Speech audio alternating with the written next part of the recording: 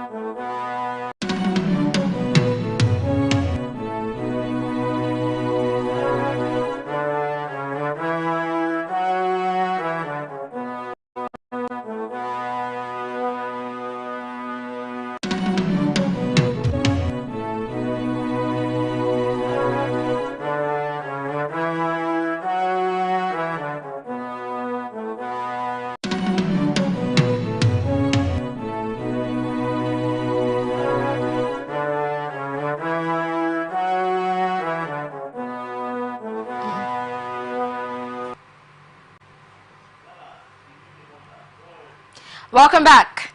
Now let's go into what's local national business news for today. Nigeria has reaffirmed its commitment to deepening ties with Indonesia, focusing on the untapped economic potential between the two nations.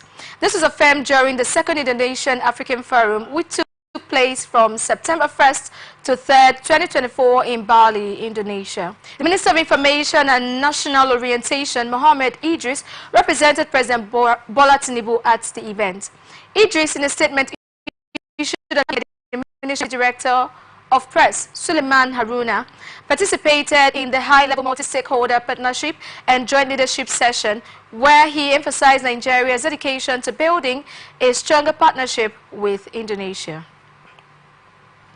He said Nigeria is eager to leverage shared strength in areas such as economic transformation, energy, mining, food and health security, and the digital economy to drive inclusive and sustainable growth. The forum underscored the economic and demographic significance of Africa and Indonesia, which together for over 7 billion people and a combined GDP of $4.4 trillion. The event brought together heads of state, government officials, business leaders, and stakeholders to explore ways to enhance economic cooperation and address global challenges. During discussions, Nigeria's role in advancing the African Union's Agenda 2063 was a key focus.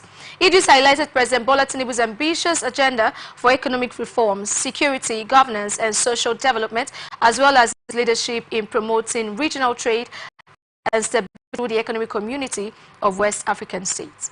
Nigeria's active participation in the African Continental Free Trade Area was noted as a critical driver for boosting intra-African trade and industrialization. The event, which featured delegates from 22 African countries and 5 non-African countries, also paid tribute to the 1955 Asia-African Forum, known as the Bandung Spirit, which led the foundation for Asia-Africa relations. Participants called for increased trade, investment, and development cooperation between the continents, with an emphasis on African transition raw material water to a production hub. Nigeria Civil Aviation Authority has explained that the United States Federal Aviation Administration delisted Nigeria from Category 1 status of the International Aviation Safety Assessment Program due to the lack of Nigerian airlines that directly ply the United States route for 2 years. This means that Nigerian carriers will not be able to operate directly to any city or airport in the U.S. until the country is re-audited and recertified by the U.S. FAA and returned to its former state. Nigeria gained the U.S. FAA Cat 1 status in August 2010 after a rigorous exercise that spanned about 5 years. However, due to the combined factors of a drop in standards and the failure of any Nigerian airline to operate to the U.S. for 7 years, some stakeholders said the country lost the rating.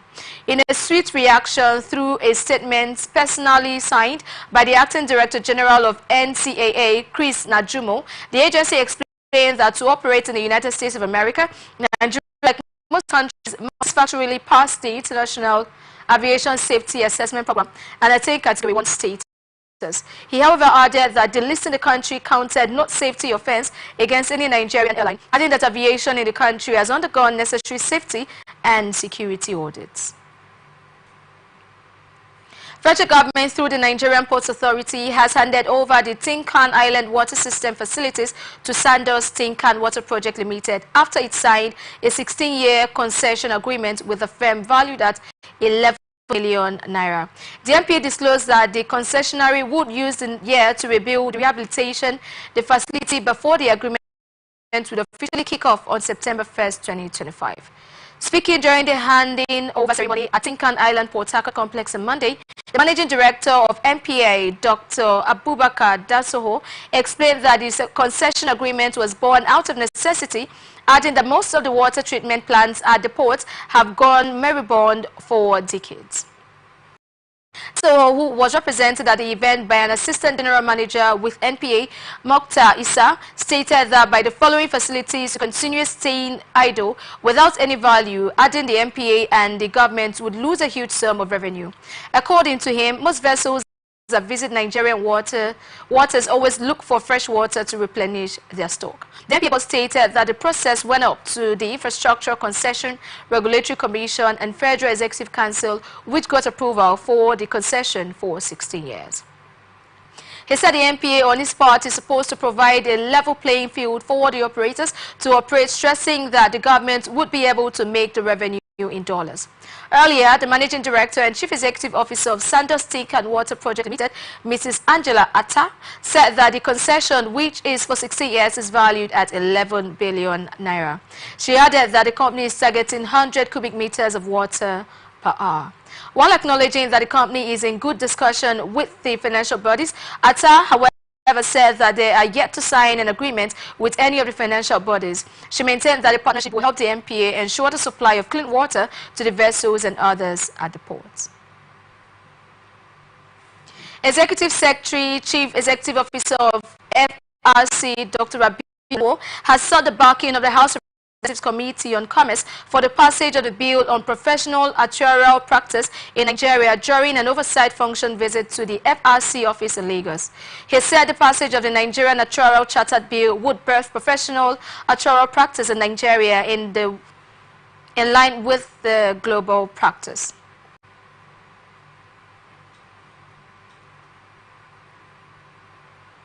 Olowo also demanded legislative assistance with advocacy for the realization of the Nigerian public sector and not-for-profit governance codes. During the visit, the chairman of the House Committee on Commerce, Munir Ahmed, revealed that the 10th National Assembly was committed to the creation of a favorable environment for businesses to thrive. According to Ahmed, it is time for us to roll up our sleeves and work for the common good of our people, for history beckons on us to do so. He assured the FRC of the committee's total support and commitment to fast-track legislation that would provide relief to the challenges facing the agency. The Deputy Chairman of the House Committee on Commerce, James Barker, also reiterated the same assurance to the Council. Africa Insurance Women Association will be driving gender diversity and inclusion as its maidens conference for female insurance practitioners. The statement from the association recently revealed that the conference scheduled to be held in Lagos would be a platform for industry leaders, policymakers and stakeholders from across the globe to discuss emerging trends, challenges and opportunities within the insurance industry, with a special focus on the pivotal role of women in shaping its future. The conference is themed The Future of Insurance, Trends, Challenges and Opportunities. The President of the WA, Mrs. Margaret Moore, said the conference will mark a pivotal moment for the insurance industry in Africa. The chairman of the local organizing committee, Mrs. Ebelechuku Wachuku, also highlighted the significance of the event, saying the AIWA conference is not just a gathering thinking insurance sector. AIWA is the umbrella body for female practitioners of insurance on the continent, and it is dedicated to advancing the role of women in the insurance industry across Africa. Of Solid Minerals Development has taken decisive action against illegal mining in Kogi and Ondo states, prosecuting several suspects as part of its ongoing effort to reform the mining sector. Special Assistant on Media to the Minister, Segun Tomori, disclosed these in a statement on Monday. During a recent operation code-named Operation Hayakin Kogo, conducted by the mining marshals in the Ika community of Ampan local government area, Kogi State, 2 Chinese nationals and a Nigerian were arrested for engaging in mining activities without proper authorization. The operation is part of a broader initiative to enforce existing mining regulations. The Minister of Solid Minerals Development, Dele Alake, emphasized the government's commitment to sanitizing the mining sector. State and 570 strong mining marshals drawn from the Nigerian Security and Civil Defense Corps are a key component of his 7-point agenda aimed at reforming the sector. Alaka reaffirmed the government's dedication to eliminating illegal enhanced operations of the mining marshals, including the use of technology and the implementation of satellite monitoring of mining sites. He urged those still involved in illegal activities to turn a new leaf and comply with relevant sections of the Nigerian Minerals and Mining Act to regularize their operations, warning that the federal government's resolve to enforce the law is unwavering. Tori stressed that the recent actions are just the beginning of a broader crackdown on illegal mining across the country. Nigerian Communications Satellite Limited has reiterated its commitment to aligning with the federal government's presidential priorities, specifically targeting the enhancement of economic growth and the generation of employment opportunities. The Chief Executive Officer of Jane Egerton Idehe said in a statement on Monday that he was dedicated to aligning its strategic pillars with the national priorities set by President. Egerton Idehe emphasized that the ambitious goal of promoting economic growth and development required coordinated efforts, including accelerating industrialization through the digital economy. According to the NICOMSAT CEO, it has already initiated various programs and collaborations to drive job creation and innovation, such as the NICOMSAT Acceleration Program, which partners with startups and enterprises to promote digital entrepreneurship. Egerton Idehe revealed the agency was also working with rural network providers to extend digital access to underserved areas, integrating these communities into the digital economy and supporting businesses, job creation and poverty reduction.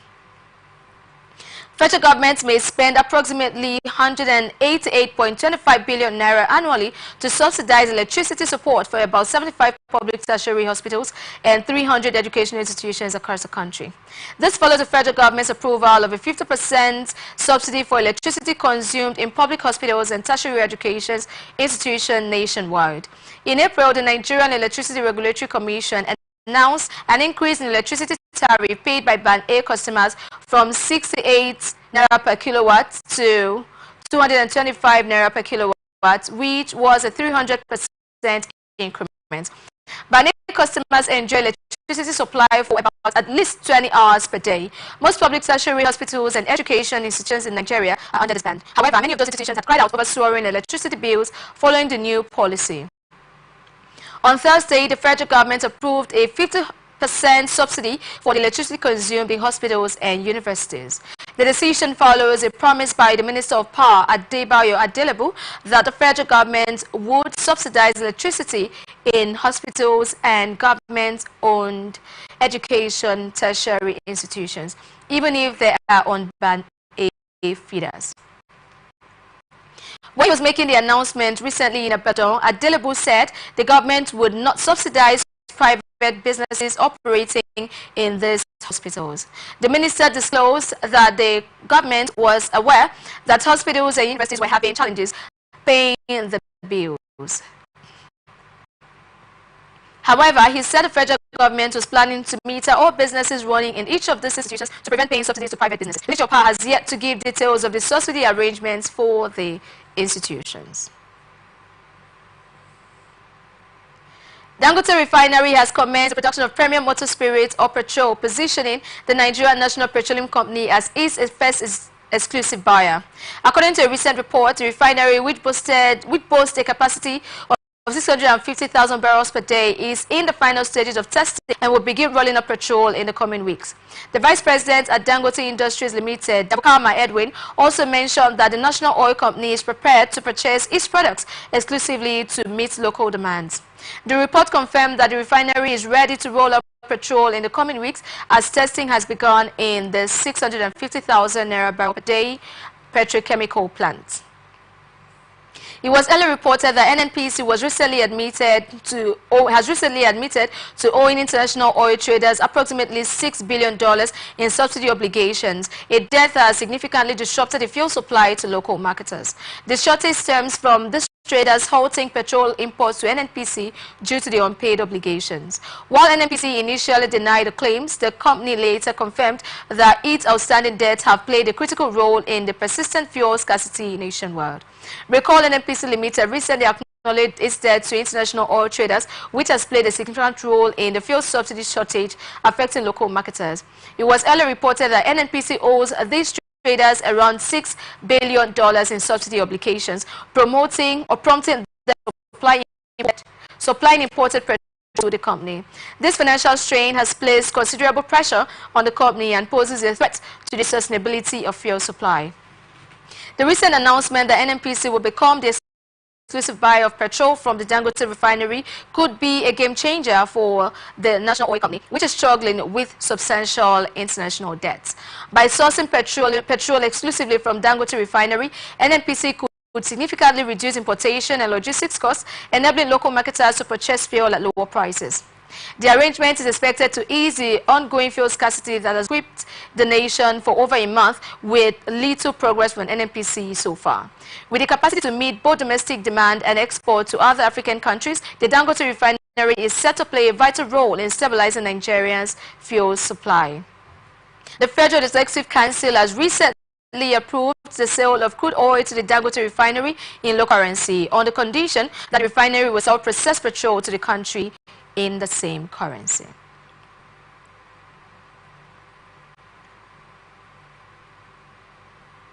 Dangote Petroleum Refinery has said that its premium motor spirits, popularly called petrol, will be exported if the Nigerian National Petroleum Company Limited and other petroleum dealers in the country refuse to patronize it. The Vice President of Oil and Gas at Dangote Industries Limited, Dabakama Edwin, stated this on Monday while featuring on Brekete Family Life. Edwin said local oil traders have resorted to importing diesel and aviation fuel, blocking local sales of Dangote fuel. Edwin expressed surprise that the company started facing different challenges it never expected when the refinery was set to commence operations. He recalled that the philosophy initially was to add value to the raw materials available in the country, regretting that Nigeria is still exporting crude and importing refined petroleum products after over 3 decades. He revealed that the company has construction of 4 crude tanks of 120 million liters capacity to store imported crude oil due to low local supply.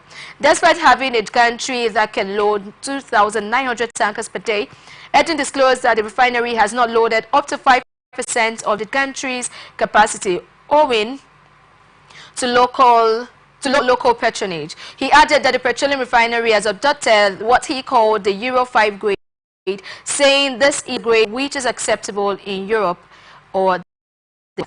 We are open for advert placements, bookings and commercials. And you can connect with us and watch us on ATN Socials, Facebook and YouTube, Atlantic TV Television Network, Instagram and TikTok, Atlantic TV Network 1, X formerly Twitter, Atlantic TV Net. Watch us live on our website, atlanticnetwork.tv. Nigerian equity market saw a turbulent August, with investors losing 36.04 billion naira as the market faced more dips throughout the month, according to data obtained from the Nigerian Exchange Limited. The market shared 0.05% to 55.48 trillion naira at the end of August from 55.51 trillion naira at the end of July. During the period under review, the wholesale index and market capitalization had experienced mixed performance. In the first week, the index and market capitalization appreciated 0.87%, but reversed in the following with a 1.51% dip. The third week saw a further 1.6% decline, but rose marginally in the final week of the month by 0.63%. The losses were spread across various weeks, each contributing significantly to the overall 1.22% decline at the end of last month. The financial services industry dominated the activity charts across the 4 weeks, leading by volume and value.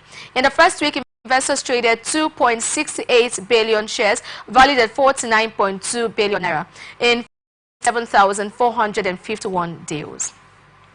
The second week saw a slightly reduced turnover with 2.0 billion shares worth 42.16 billion naira exchanged in 45,157 deals. In the third week, trading activity surged with 5.64 billion shares worth 33.4 billion naira traded in 42,006 deals. And in the final week, the turnover went down to 2.821 billion shares worth 53.4 billion naira in 50,488 deals.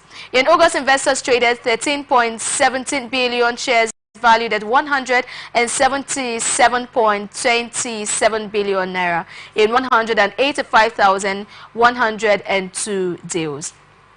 Over the 4 weeks, the financial services industry dominated the market activities, trading a total of 10.19 billion shares, valued at 90.34 billion naira across 82,600 deals. The oil and gas industry followed with a total of 974.685 million shares worth 33.723 billion naira, traded in 26,014 deals.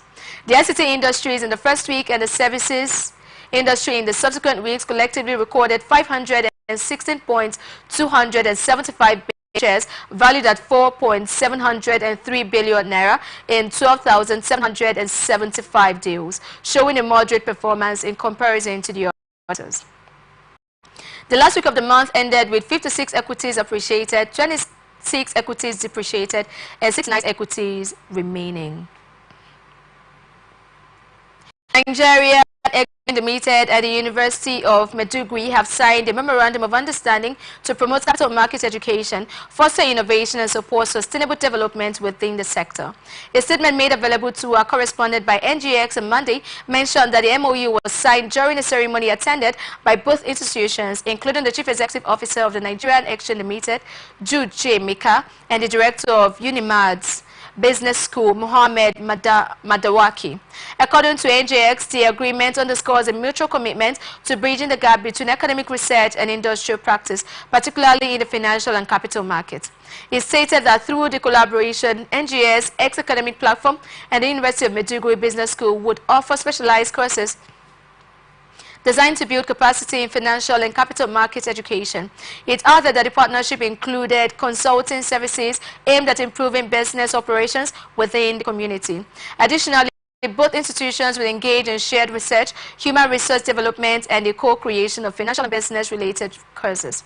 It noted that key components of the MOU included the promotion of certification programs, entrepreneurship training, and various consulting services. By aligning their strengths, NGS and UNIMAID aim to deliver educational initiatives that will enhance the skills of individuals and businesses, while also encouraging greater retail participation in the capital market. You're watching ATN Business on Atlantic Television Network. We'll be back after this break.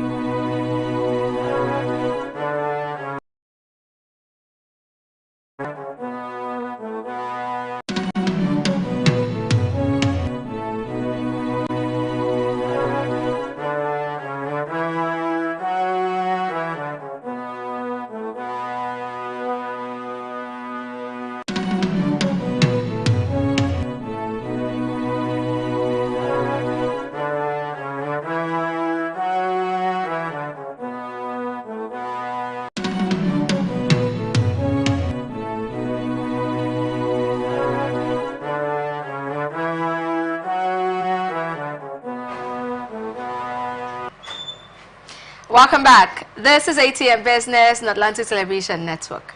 And now to the rest of our stories. China's property struggles and U.S. sanctions have significantly affected some of its cities, even as others benefit from Beijing's tech push. Milken Institute's best performing cities China index showed Tuesday. Since 2015, the index has studied China's large and mid-sized cities for their economic prospects. The latest session generally compares data for 2023 with that of 2021. Last year, the Institute did not publish a report due to a reassessment of Hangzhou, capital of the eastern Xinjiang province and home to Alibaba and other tech companies, ranked first in this year's rankings, while other cities such as Zhuhai, once a rising star, dropped in the rankings due to the slump in real estate. The city in the southern province of Guangdong, near Hong Kong, fell 32 places from the previous index published in 2022 to 157th place. Suddenly, no one bought houses. Property and related sectors once accounted for more than a quarter of China's gross domestic product. But in 2020, Chinese authorities started cracking down on real estate developers' high reliance on debt. Wong added that real estate dragged down growth in several of the main cities in that region, except for Dongguan. The city of factories, home to Hawaii's sprawling European-style campus, was instead hit by U.S. sanctions. Dongguan dropped 15 places in the Milken Index rankings to 199th place. There are 217 cities in the index, while the nearby metropolis of Shenzhen went up in rankings. The city landed in 9th place behind Beijing.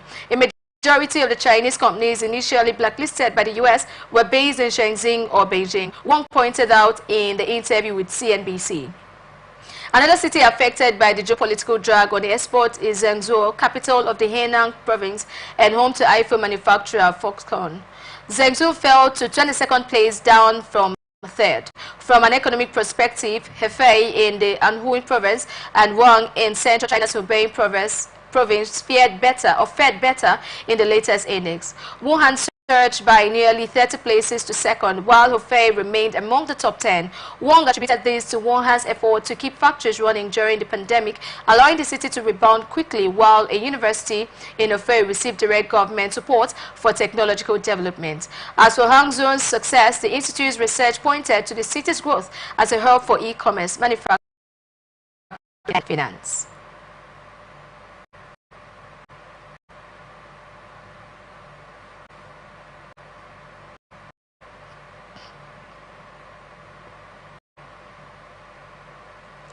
Nigeria National Petroleum Company Limited, NNPC, has strict financial requirements for companies interested in operating and maintaining the Warri Refinery and Petrochemical Company and Kaduna Refining and Petrochemical Company. Also, firms with minimum average annual turnover of $2 billion will qualify for the bidding process.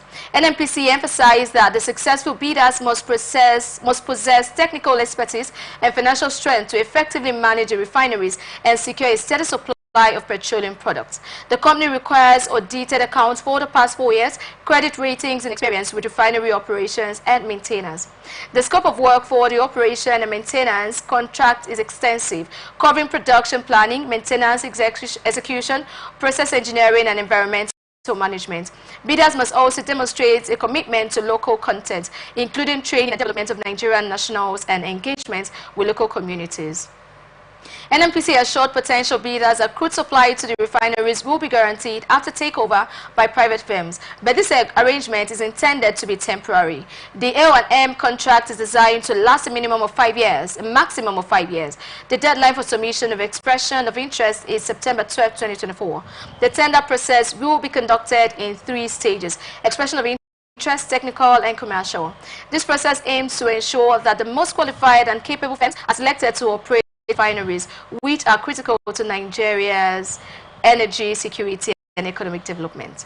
And to discuss this issue with me further, I have with me Comrade Inimbam. You're welcome, sir. Oh, good afternoon, madam. It's good to have you again. Good afternoon, Nigerians. Okay, so straight into the conversation. What are the specific reasons behind the sale or the decision to sell these refineries, despite the previous efforts and investment in revamping them? First thing first, because for me, are the refineries on sale? Okay. Or are they for sale? I don't they said they are for sale. I think so, because the issue is trying to revamp the refineries, to work on them, to bring it back to life. But for me, you know, the aspect of saying refineries working and the one that has already been, to them, they say it's fixed, it has already been revamped, and over $1.5 billion was put into it. We've not seen production up to now, which is Port Harcourt. So, I mean, you have not shown capacity, nor show working on this refinery, as in the Port Harcourt refinery. You're talking about Warri and Kaduna. Is it? I don't understand. We really need to be sincere and, you know, be straight to government and also to the powers that be. Petroleum industry is not to be joked with or toyed with, because this is the lifestay of our economy. Thank you.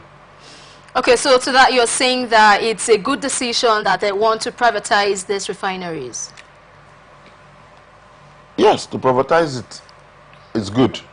Privatization is key in anything we do. But we also need to look at the parameters of which they are heading towards privatizing the refineries. You don't just privatize when it's not working. First, let it work. Let people get engaged and see what is actually involved, and then we can go about the privatization. So you don't just put the cat before the horse. You must put the horse before the cat. So it's a process. I think the notion behind this, NNPC, they are trying to make us feel the government have their hands full and they want to privatize this. We have Port Harcourt under revamp for God knows how long. Like you rightly said, a lot of money has been put in and it's not forthcoming. And now we have the Warri and Kaduna just lying there. So the idea is to hand it over to private sectors so they can buy it and have this refineries working. Now the question is, how does the government plan to address concern about job losses and the social impact it will have on these communities? That's exactly what I've been saying. You don't just sweet talk Nigerians and believe it's something we will believe or something we will agree or something we will just hook, line, sinker, will take it away. No, it's not done. If it used to be, it's no longer the case, it's no longer the issue.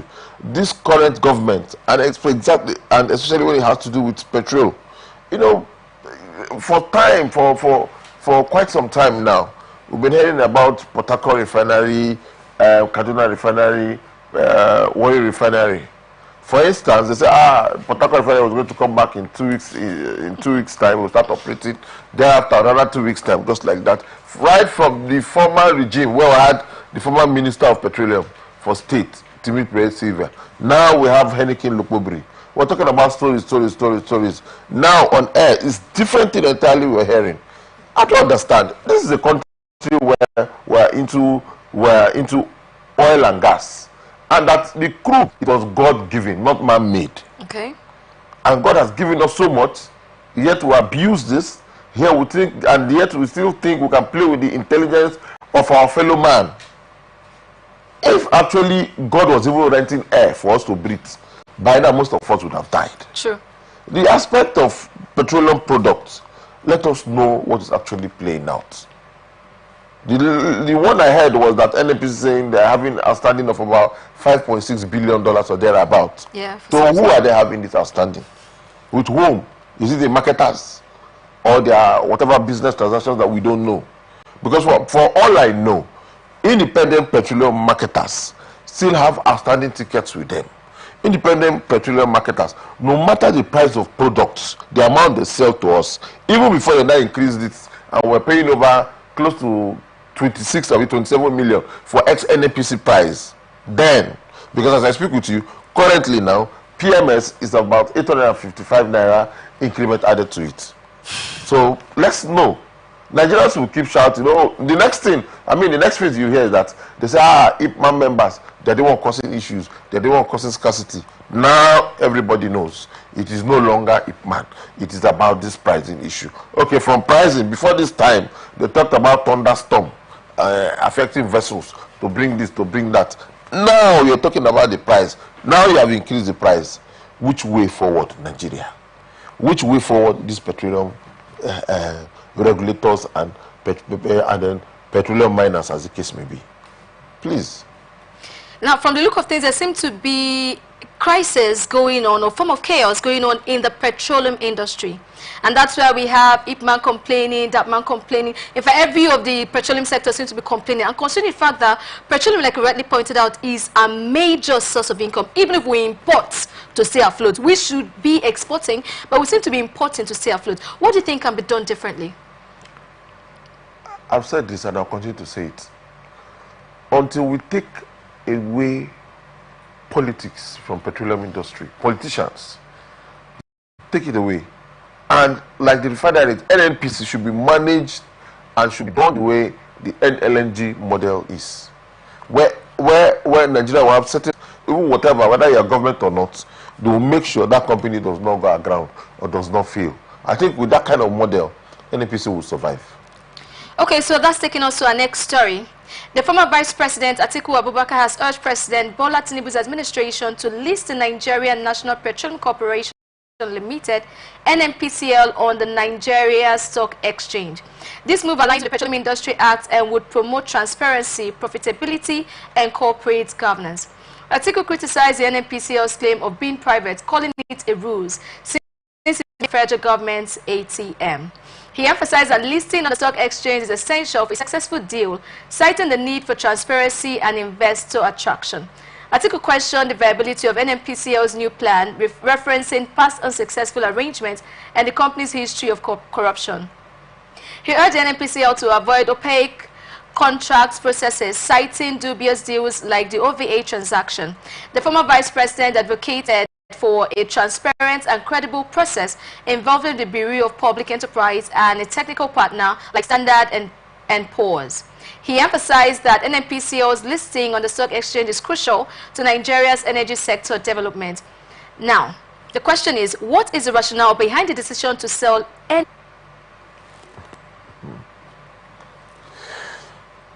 Well, when you say, I like what the former vice president said, that NNPC should be the ATM of the government. It's very funny, because when you look at it, Atiku has been part of government. Every other person has been part of government. This NNPC, the sale of NNPC started right from the time of General Olusegun Obasanjo, the former president. You look at what has played out at this point. I could remember the Port Harcourt refinery was sold, then late Yaradua reversed it. After so much agitation from the labor union and all whatnot, he reversed it for the common good of the common man.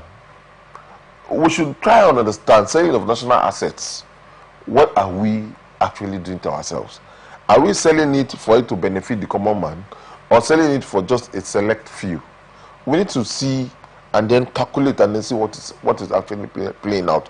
Today now, I could remember Dangote was one of those who also bought that refinery way back.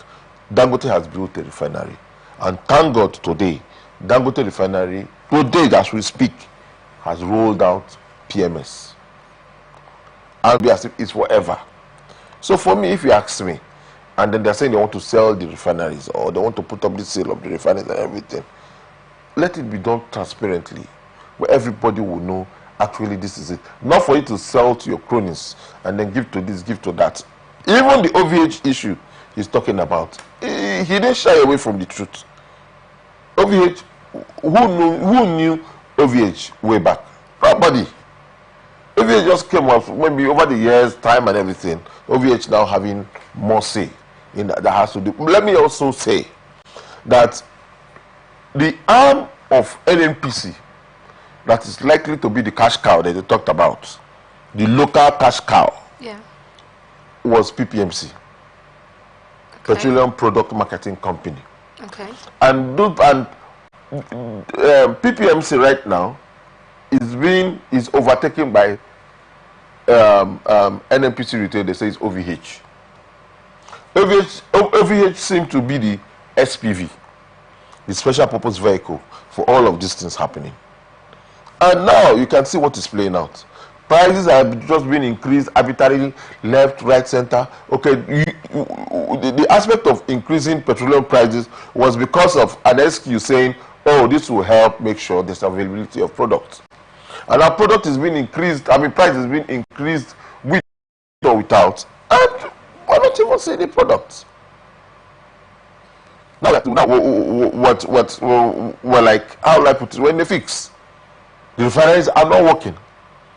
Dangote refinery has come on to roll out petrol, importation of products. This has been the issue. I remember the last time I said, look, if not for anything, government has to stop importation of products, and then let and see whether these refineries will not work to the benefit of the common man, to the benefit of Nigerians. For heaven's sake, I don't know why a country that has crude oil in abundance and will have 4 refineries, none is working. All we do is importation. You continue to import up till now. How healthy do you think this will be to our economy? Which now brings me to the financial aspect of the dollar against the naira, or the naira against the dollar. The case may be. A dollar now is about 1,500 and something naira. And today, you have increased price of products. We should be able to tell ourselves the truth. Which way Nigeria? By I think a musician way back when I was Sonny Okoso or something like that. So we need to really ask ourselves. Even we marketers are getting tired of the whole thing. We're just getting tired of this whole whatever. They don't let us know. We are not part of what they do. The next thing they just increase and they say no to follow. I don't know. Okay. Well, considering the fact that you know exactly how the masses are feeling, I want to ask, as the National Chief of Staff, what can Petron do to help the masses, to help probably strike a balance in the oil and gas sector? She said there's little or nothing we can do. Okay. But the truth is to make sure whatever it is